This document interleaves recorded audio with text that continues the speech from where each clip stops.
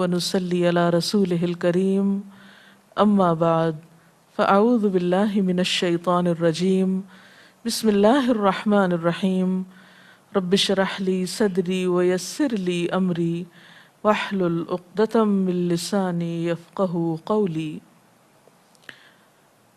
ہماری آج کی گفتگو کا موضوع ہے جھوٹ یا غلط بیانی۔ جھوٹ بولنا ہر دین و مذہب میں اور ہر اخلاق کے اعتبار سے یا ہر اخلاقی معیار کے اعتبار سے ہر قوم اور ہر معاشرے میں ہمیشہ ناپسندیدہ ہی سمجھا گیا ہے۔ دین اسلام میں جھوٹ کو کبیرہ گناہوں میں شمار کیا گیا ہے، بلکہ یہاں تک کہا جاتا ہے کہ جھوٹ تمام خرابیوں کی جڑ ہے، تمام برائیوں کی بنیاد ہے۔ اور جیسا کہ ہم جانتے ہیں کہ ہمارا ہر لفظ لکھا جاتا ہے، ما یلفظ من قول الا لدیہ رقیب عتید، تو جو کچھ ہم بولتے ہیں وہ خواہ سچ ہو یا جھوٹ وہ لکھا جاتا ہے اور اللہ تعالیٰ کے ہاں اس کی پوچھ ہوگی۔ اس کے علاوہ قرآن پاک میں ایک آیت میں ہمیں یہ تلقین بھی کی گئی ہے کہ ہم اپنی ان صلاحیتوں کو جو اللہ کی نعمتیں بھی ہیں غلط کاموں میں استعمال نہ کریں، ایسی چیزوں کے پیچھے نہ پڑیں جن کے بارے میں ہمیں علم نہیں، جن کو ہم جانتے نہیں، جس چیز کی حقیقت کا ہمیں ادراک نہیں، پھر اس میں پڑھ کر غلط بیانی سے ہم کام نہ لیں۔ وَلَا تَقْفُ مَا لَيْسَ لَكَ بِهِ عِلْمٌ إِنَّ السَّمْعَ وَالْبَصَرَ وَالْفُؤَادَ كُلُّ أُولَئِكَ كَانَ عَنْهُ مسؤولا، اور نہ تم پیچھے پڑو اس چیز کے بارے میں جس کا تمہیں علم نہیں، کیونکہ کان، آنکھ اور دل ان سب کا سوال ہونے والا ہے، ان سب کا حساب ہونے والا ہے، ان سب سے پوچھا جانے والا ہے کہ ان چیزوں کو کس راستے میں استعمال کیا۔ نبی صلی اللہ علیہ وسلم نے فرمایا، ان الصدق یہدی الی البر وان البر یہدی الی الجنہ وان الرجل لیصدق حتی یکتب عند اللہ صدیقا وان الکذب یہدی الی الفجور وان الفجور یہدی الی النار وان الرجل لیکذب حتی یکتب عند اللہ کذابا۔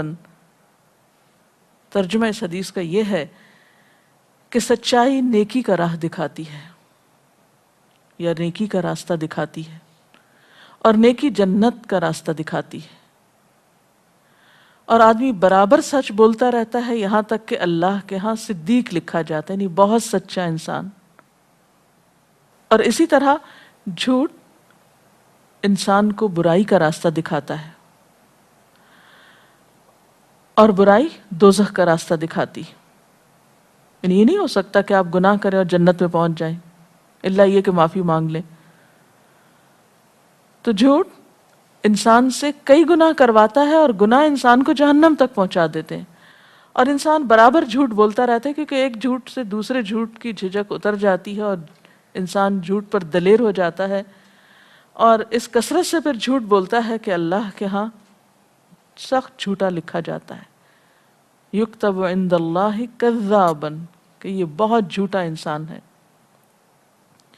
تو اس حدیث سے صاف طور پر پتہ چلتا ہے کہ سچائی سے نیکی کے دروازے کھلتے ہیں، نیکی کی توفیق نصیب ہوتی ہے انسان کو، اور اسی طرح جھوٹ سے برائی کے دروازے کھلتے ہیں اور انسان غلط کاموں کی طرف چل پڑتا ہے۔ اس لیے جھوٹ بولنا بذات خود بھی برا ہے، اور اس لحاظ سے اور بھی برا ہے کہ اس سے مزید اور برائیاں انسان کرنے لگتا ہے، اور پھر اللہ کے ہاں جھوٹا لکھا جاتا ہے، یعنی اس شخص کی کوئی قدر و قیمت نہیں، کوئی ویلیو نہیں۔ اب دیکھیں انسانوں کے سامنے بھی اگر پتہ چل جائے کہ کوئی شخص جھوٹا ہے تو اس پر کوئی اعتبار نہیں کرتا، اس کی کوئی قدر و قیمت نہیں ہوتی۔ تو کہا یہ کہ اللہ کے ہاں کسی کا جھوٹا لکھا جانا، پھر اس کا کیا مقام ہوگا رب کائنات کے سامنے۔ اور بعض اوقات انسان صرف عادتاً اور لاپرواہی میں معمولی باتوں پر جھوٹ بولتا رہتا ہے جو کہ اس کے حق میں سخت نقصان دہ ہو سکتا ہے۔ جھوٹ کو تو منافقت کی علامت شمار کیا گیا ہے، اور منافقین کا انجام آپ سب جانتے ہیں کہ جہنم کے سب سے نچلے درجے میں ہوں گے۔ منافقت کی 4 نشانیاں بتائی گئی ہیں۔ ایک حدیث میں آتا ہے، آپ صلی اللہ علیہ وسلم نے فرمایا، اربع من کن فیہ کان منافقا خالصا ومن کانت فیہ خصلۃ منہن کانت فیہ خصلۃ من النفاق حتی یدعها اذا اؤتمن خان واذا حدث کذب واذا عاہد غدر واذا خاصم فجر، متفق علیہ۔ آپ صلی اللہ علیہ وسلم نے فرمایا، جس شخص میں 4 خصلتیں ہوں وہ تو پکا منافق ہے، اور جس میں ان میں سے ایک خصلت موجود ہو اس میں نفاق کی ایک خصلت ہے، یہاں تک کہ اس کو چھوڑ دے۔ یعنی جب تک ان صفات کو کوئی شخص اپنے اندر سے نکال نہیں دیتا اس وقت تک وہ منافقت سے پاک نہیں ہو سکتا۔ یعنی انسان سچا مومن بن نہیں سکتا جب تک کہ ان باتوں کو چھوڑ نہ دے۔ اور منافقت کی علامتیں کیا ہیں؟ نمبر 1، جب اس کے پاس امانت رکھی جائے تو وہ اس میں خیانت کرے، اور دیکھا جائے تو اس کے پاس پردہ بھی جھوٹ ہے۔ اگر وہ بات کرے تو جھوٹ بولے، اور جب وعدہ کرے تو عہد شکنی کرے، وعدہ پورا نہ کرے، اور وعدہ توڑنے میں بھی جھوٹ کار فرما ہوتا ہے، اور جب جھگڑا کرے تو گالی گلوچ کرے۔ اور گالی گلوچ کیا ہوتا ہے؟ دوسرے کو ایسے ناموں سے پکارنا جس کا وہ اہل نہیں، مستحق نہیں۔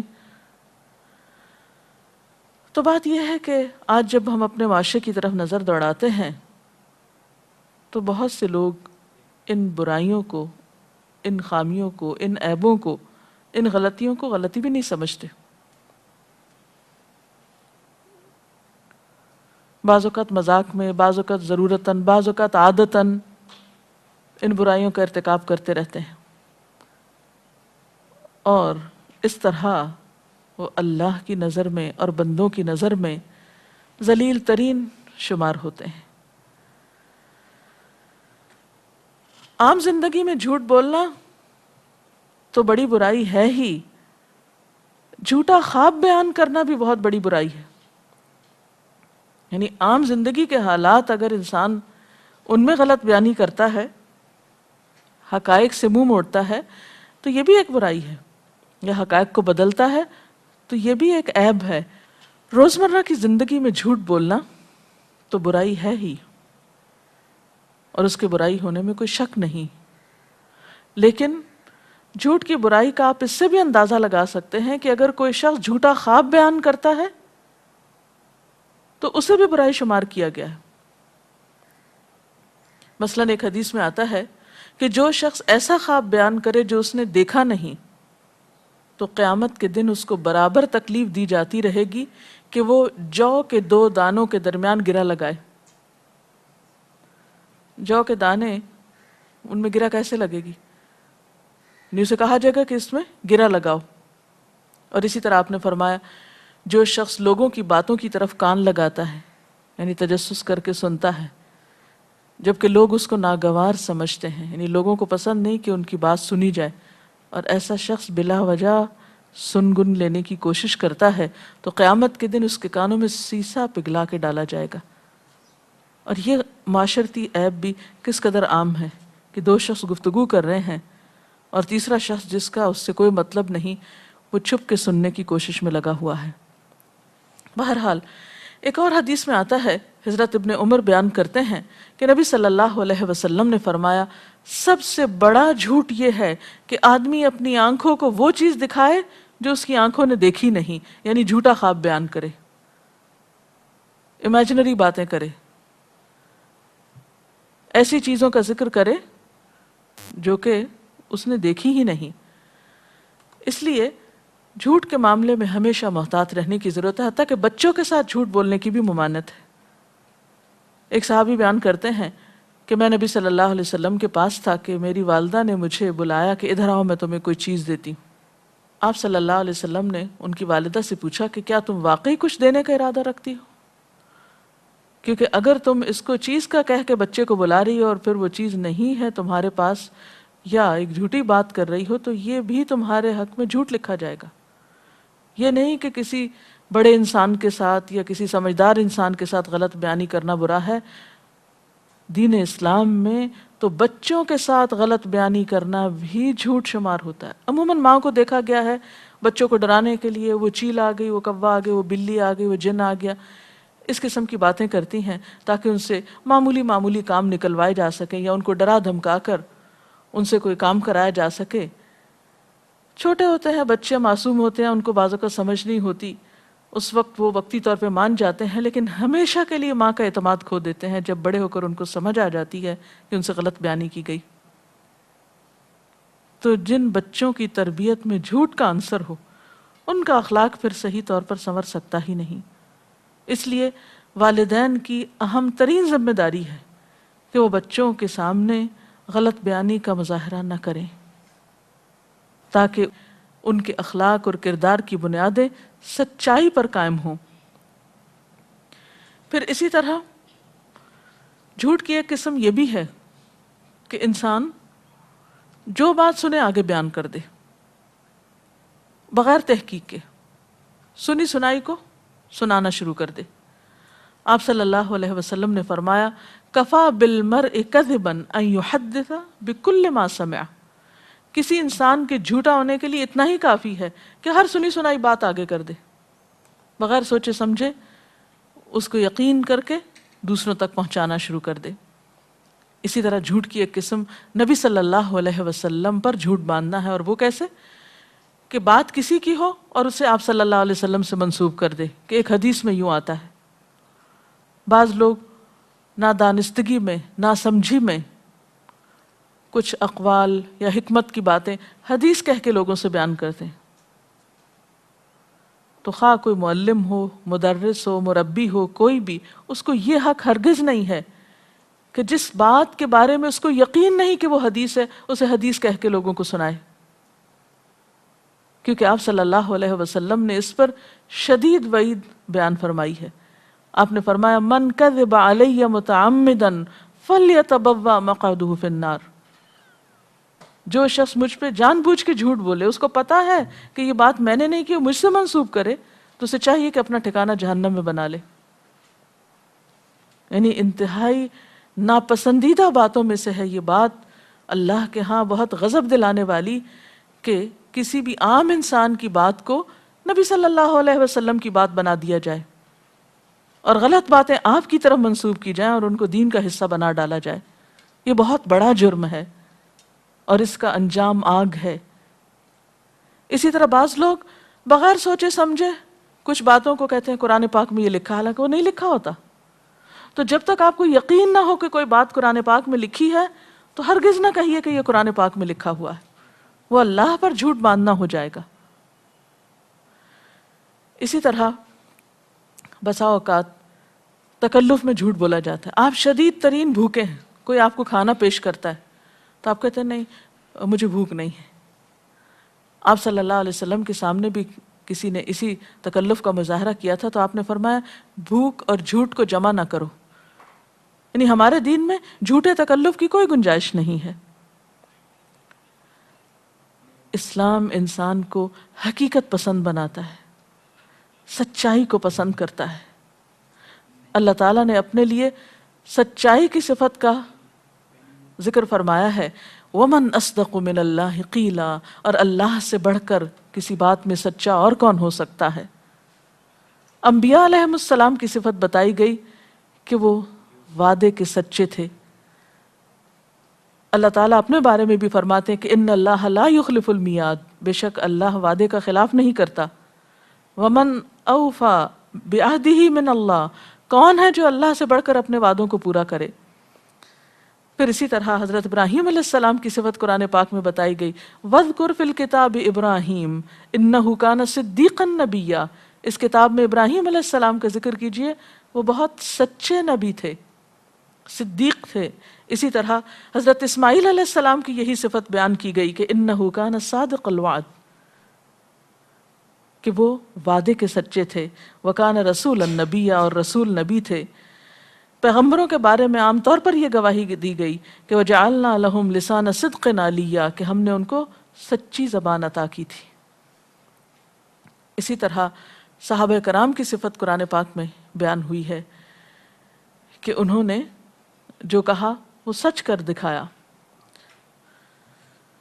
اور سچائی کو ہمارے دین میں اطمینان کا سبب بتایا گیا. یعنی جھوٹ جو ہے وہ انسان کے دل میں بے چینی پیدا کرتا ہے، شک پیدا کرتا ہے، انسان کو پریشان کرتا ہے، انسان کو مجرم بناتا ہے. اور اس کے برعکس سچائی وقتی طور پر اگر تلخ بھی ہو، کڑوی بھی ہو، ناگوار بھی ہو، مشکل بھی ہو، لیکن انسان کے دل میں الٹیمیٹلی اطمینان پیدا کرتی ہے. اور اس کے لیے دعا مانگنے کے لیے بھی کہا گیا وَقُلْ رَبِّ أَدْخِلْنِي مُدْخَلَ صِدْقٍ وَأَخْرِجْنِي مُخْرَجَ صِدْقٍ. اللہ مجھے سچائی کی جگہ داخل کر اور سچائی کی جگہ سے نکال. یعنی ایسے لوگوں کی صحبت اور ایسا مقام ملے کہ جہاں سچ کا دور دورہ ہو اور جھوٹ سے پرہیز ہو.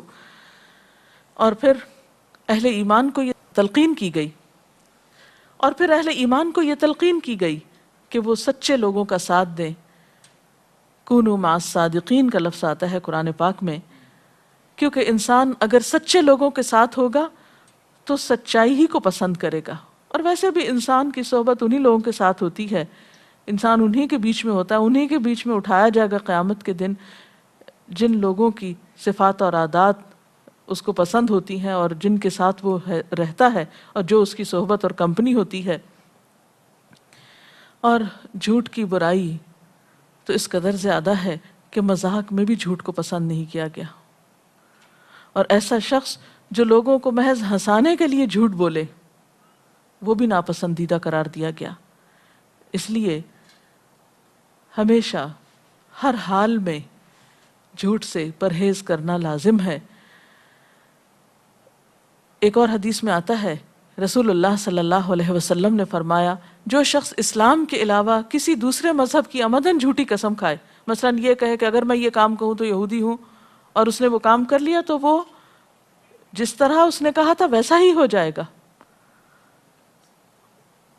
یعنی کبھی بھی کسی طرح جھوٹ کا سہارا نہیں لینا چاہیے. اسی طرح جھوٹی گواہی سے بھی بچنا چاہیے اور جھوٹی قسم سے بھی بچنا چاہیے. جھوٹی گواہی کا مطلب کیا ہے کہ انسان کسی کی مدد کرنے کے لیے، کسی کا ساتھ دینے کے لیے اس کی طرفداری کرتے ہوئے غلط بیانی کرے.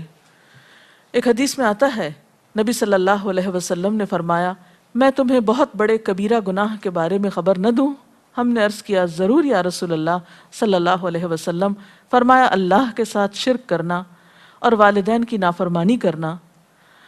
آپ ٹیک لگائے ہوئے تھے، یعنی جب یہ بات فرما رہے تھے تو آپ سیدھے ہو کر بیٹھ گئے اور آپ نے فرمایا خبردار جھوٹی بات. یعنی کبیرہ گناہوں میں سے کیا ہے؟ جھوٹی بات.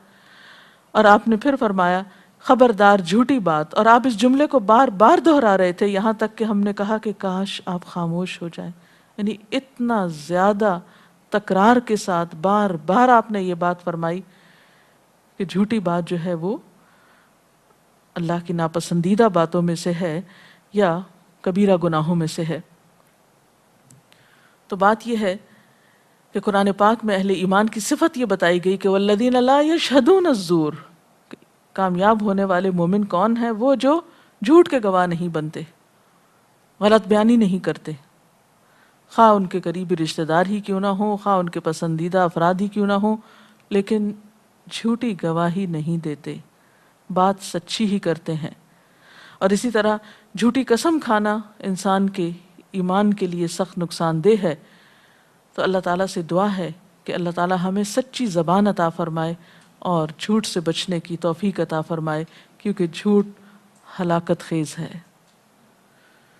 کوئی سوال ہو تو آپ کر سکتے ہیں. جی آپ پوچھیں. جیسے کہ ابھی آپ نے حدیث کے حوالے سے بات کی کہ اگر کسی شخص نے یہ قسم کھائی کہ میں اس مذہب کا یا کسی اور مذہب کا ہو جاؤں، اور پھر وہ مستقبل میں اسی طرح ہو جاتا ہے. حدیث سے یہ بات ثابت ہوتی ہے. یعنی اگر اس نے جھوٹ بولا تو بولا، اور اگر ان کیس ایسا ہو چکا ہو پہلے ماضی میں اور بعد میں اس شخص کو اس بات کا احساس ہو تو اب کیا کرے؟ توبہ کرے، سچی توبہ، اور آئندہ ایسی بات زبان سے نہ نکالے. جی آپ بولیے. اگر بچوں کو جھوٹ بولنے کی عادت ہو تو کس طرح اصلاح کی جائے؟ اس کے لیے سب سے پہلے تو عملی نمونہ پیش کرنے کی ضرورت ہے. اگر آپ خود سچائی پر قائم ہیں تو بچے بھی جھوٹ چھوڑ دیں گے. مشکل یہ ہے کہ ہم بچوں کو خود ہی جھوٹ سکھاتے ہیں. مثلاً آپ گھر پر ہیں، بیٹھے ہوئے ہیں، کسی کا فون آیا، آپ کا جی نہیں چاہ رہا کہ اٹینڈ کریں، آپ بچوں کو کہتے ہیں جاؤ کہہ دو میں گھر پہ نہیں ہوں. کوئی دروازے پہ آیا ہے، آپ بچوں سے جھوٹ بلواتے ہیں. تو جب آپ ان کو خود ہی تربیت دے رہے ہیں تو وہ کیسے بچیں گے؟ تو اس لیے سب سے پہلے خود اپنے عمل سے ثابت کیجئے کہ جھوٹ غلط ہے، اور پھر جھوٹ کی قباحت ان کو بتائیے. تو انشاءاللہ تعالی آہستہ آہستہ اس کو چھوڑ دیں گے. میم جھوٹ کے اسباب کیا ہو سکتے ہیں کہ ان سے بچا جا سکے؟ جی میم جھوٹ کے اسباب کیا کیا ہو سکتے ہیں کہ ان جی سے بچا جا سکے؟ جی ہاں، عموماً ایسا ہے کہ ہم چھوٹی چھوٹی باتوں میں بلا وجہ بھی غلط بیانی سے کام لیتے رہتے ہیں، میں سستی کی بنا پر. مثلاً پڑھنے کا موڈ نہیں ہے، اسکول میں اپلیکیشن بھیج رہے ہیں، آج طبیعت خراب ہے، حالانکہ طبیعت خراب نہیں ہے. کسی کی فوتگی کا بہانہ کبھی کر دیتے ہیں کہ نانی فوت ہو گئی، حالانکہ وہ معلوم نہیں کئی سال ہو چکے ان کو فوت ہوئے. پھر اسی طرح بعضوں کے جھوٹے میڈیکل سرٹیفکیٹ پیش کرتے ہیں. تو یہ مختلف مواقع پر بغیر ضرورت کے بھی، خیر ضرورت ہو بھی تو نہیں اجازت، لیکن بسا اوقات ہم ایسے ہی عادتاً اور اس کو معمولی چیز سمجھ کر بغیر سوچے سمجھے جھوٹ بولتے چلے جاتے ہیں. بعضوں کو جعلی دستاویزات بنائی جاتی ہیں، جعلی لائسنس بنوائے جاتے ہیں، یہ بھی جھوٹی کی قسم ہے. جعلی دستخط کروائے جاتے ہیں یا کر دیے جاتے ہیں. جیسے بعض بچے والدین کی جگہ خود ہی سائن کر لیتے ہیں. اسی طرح جاب حاصل کرنے کے لیے جھوٹی ڈگریاں بنوا لی جاتی ہیں. پھر اسی طرح والدین کو بعض اوقات دھوکہ دیا جاتا ہے.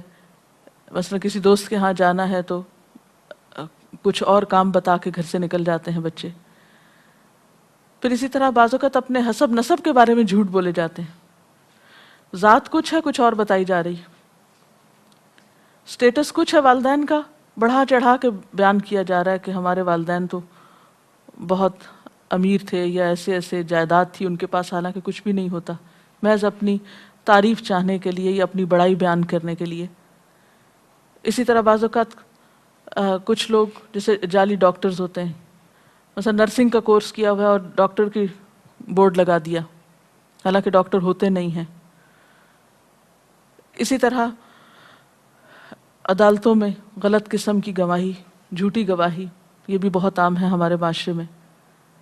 حالانکہ جھوٹی گواہی کے بارے میں آپ صلی اللہ علیہ وسلم نے اتنی شدت سے منع کیا کہ آپ ٹیک لگائے ہوئے تھے اور اٹھ کر بیٹھ گئے.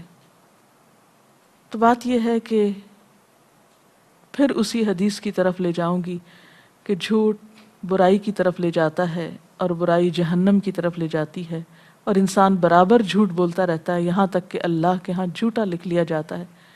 اور جھوٹ منافقت کی علامت ہے. اس وقت تک انسان سچا مومن ہو نہیں سکتا جب تک کہ وہ جھوٹ کو اپنی زندگی سے نکال نہ دے. تو اللہ تعالیٰ سے دعا ہے کہ وہ ہمیں اس شر سے نجات دے اور ہمارے معاشرے کو جھوٹ سے پاک کر دے، اور ہمارے اندر وہی صفت پیدا کرے جس کا صحابہ کرام ذکر کیا کرتے تھے کہ ہم نہیں جانتے کہ جھوٹ کیا ہوتا ہے. سچے اہل ایمان کی صفت بھی یہی ہے کہ وہ نہیں جانتے کہ جھوٹ کیا ہوتا ہے، یہ فریب کاری اور دھوکہ دہی کیا ہوتی ہے. ایمان اور سچائی کا چولی دامن کا ساتھ ہے. اگر ہم چاہتے ہیں کہ آخرت میں سرخرو ہوں تو ہمیں جھوٹ سے بچنے کی شعوری کوشش کرنا ہوگی. اللہ تعالی ہم سب کا حامی و ناصر ہو. وآخر دعوانا ان الحمد للہ رب العالمین، والسلام علیکم ورحمۃ اللہ وبرکاتہ. اللہ اکبر، اللہ اکبر، لا الہ الا اللہ، واللہ اکبر، اللہ اکبر وللہ الحمد.